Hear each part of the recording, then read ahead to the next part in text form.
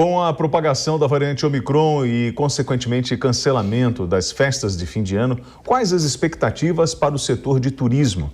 Para responder essa pergunta, a gente conversa agora com um especialista em eventos do Grupo Real Hotéis, Eventos e Lazer, Marco Pessoa. Marco, a gente tinha uma expectativa tão grande, né, para a gente voltar à nossa normalidade. Algumas cidades cancelaram essas festividades. Isso está desestimulando realmente o turismo nacional? Qual é a expectativa do setor, por exemplo, de hotéis, eventos? O senhor acredita que mesmo com essas restrições ou com o cancelamento das festas, o brasileiro vai sair, vai viajar, vai aproveitar esse período? Nós acreditamos. Boa tarde, William. Boa tarde, Mariana. Nós acreditamos que sim, tá? Apesar dessa variante e desses intempéries que acontecem, que essas indas e vindas de decisões, nós acreditamos que as pessoas estão ávidas por viajar, para fazer o seu turismo doméstico, já tinham esses planos agora no decorrer do segundo semestre, com o avanço da vacinação e a flexibilização das medidas sanitárias. Eu acredito que isso não vai demover as pessoas da ideia de viajar e de vir para o Rio de Janeiro, para outros estados e curtir as festas de final de ano, de Réveillon. Apesar de todas essas indas e vindas, a gente acredita, a gente está otimista que o pessoal vai vir e é notório, se projeta já os hotéis com 95% até 100% de ocupação. E nós do Grupo Real temos uma plataforma que integra sistemas de reservas e a olhos vistos nós somos testemunhas de que as reservas se mantêm, essa projeção positiva se mantém.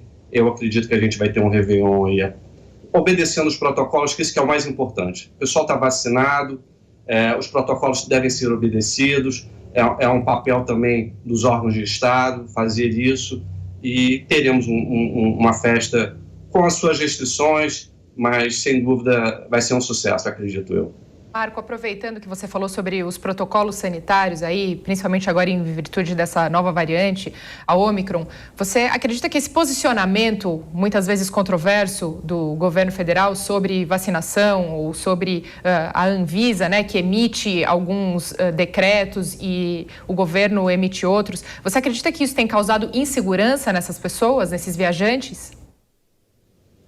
Num primeiro instante, sim. Depois, com o passar do tempo, eu acredito que as pessoas vão assimilando e vão vendo que já há uma comunicação já pela mídia de que as festas vão acontecer. É lógico que em diversas cidades e capitais do Brasil houve esse cancelamento, mas aquelas pessoas que estão com passagens compradas, com reservas de hotéis já prontas e pagas, inclusive, isso às vezes fala mais alto. Então, eu acredito num percentual muito pequeno de desistência, de cancelamento.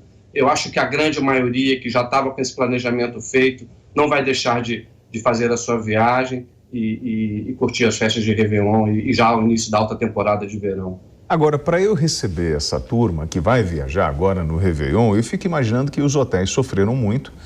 Alguns ficaram abaixo da sua capacidade, né, de lotação, e você vai precisar de um investimento para reforma.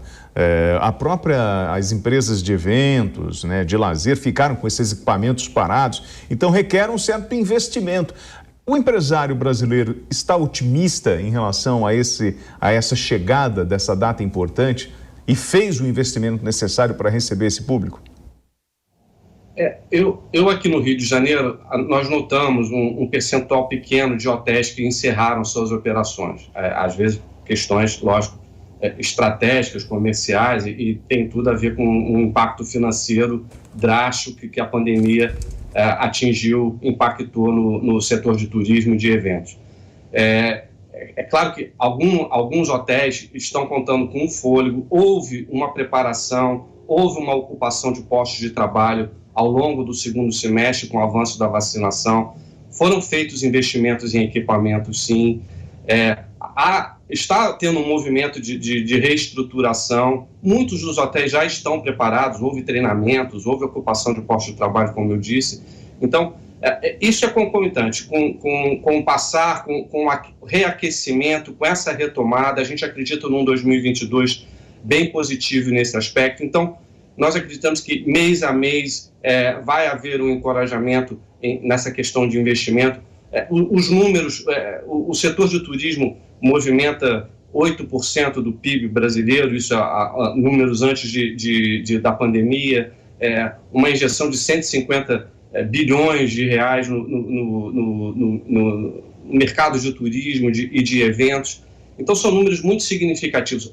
Lógico que, por exemplo, o turismo receptivo sofreu uma queda brutal de mais de 50% ao longo do ano passado, mas o Brasil ele tem um mercado para crescer, para se reaquecer. Então, o investidor ele é um segmento que vai receber um aporte muito grande de investimentos, eu acredito, ao longo do ano de 2022, sem dúvida.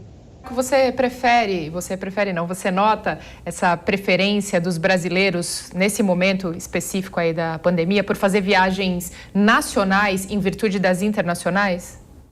Sem dúvida. Hoje a gente vive um gargalo, assim. Primeiro, a malha aérea ela não está totalmente operada como acontecia no ano de 2019, por exemplo. A questão do câmbio, de valorização do real frente ao dólar, frente a euro, desencoraja as pessoas, sem dúvida. Esse custo do petróleo que impacta diretamente no custo da querosene, da aviação, e que automaticamente impacta nas tarifas aéreas, desencoraja as pessoas a, num primeiro instante agora, fazer os planejamentos internacionais. Muito do que a gente está vendo foi em decorrência de viagens que foram canceladas, postergadas ano passado.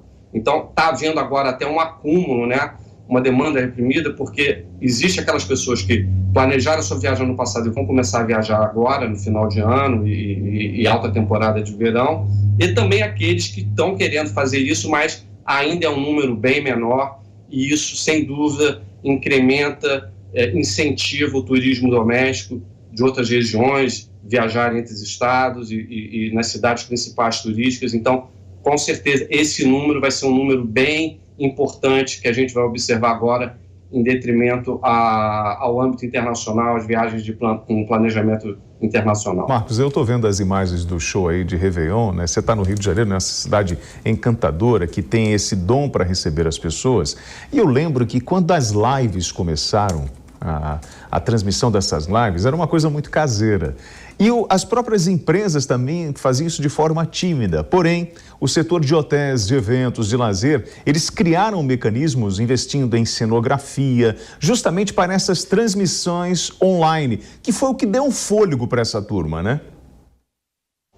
Na verdade, a gente pivotou, a gente teve que se reinventar. E eu sou testemunha viva do meu grupo, que a gente investiu muito em tecnologia, nessa questão dos chamados eventos híbridos, onde a gente utiliza um estúdio e toda essa magia que a tecnologia pode oferecer, e como se fosse um programa de televisão. Então, tem muito recurso para se fazer. Lógico que os eventos presenciais eles são importantes, a integração entre as pessoas, mas nós, por exemplo, investimos muito em tecnologia e podemos oferecer uma coisa diferenciada, como outros concorrentes também, claro, lógico, trabalharam essa inovação, e hoje você tem convenções virtuais, você tem inúmeras, as plataformas estão muito ricas em termos de recursos, em termos de ações que você pode fazer. Então foi um instrumento que veio para ficar, e a gente trabalhou muito forte e vai perdurar, sem dúvida. Vai ser uma alternativa sempre visando essas questões de orçamento, das empresas, ora com eventos presenciais, ora com esses eventos híbridos ou virtuais, sem dúvida. Marco, para que a gente possa finalizar aqui a nossa entrevista, como você acredita, como você faz o balanço aí entre os principais estados procurados hoje como destinos? Nós sabemos que o estado do Rio de Janeiro é sempre muito procurado, até mesmo agora no Ano Novo, no Carnaval, se tornou muito popular pelas suas festas, né? Então é um ponto, digamos assim, um pouco fora da curva.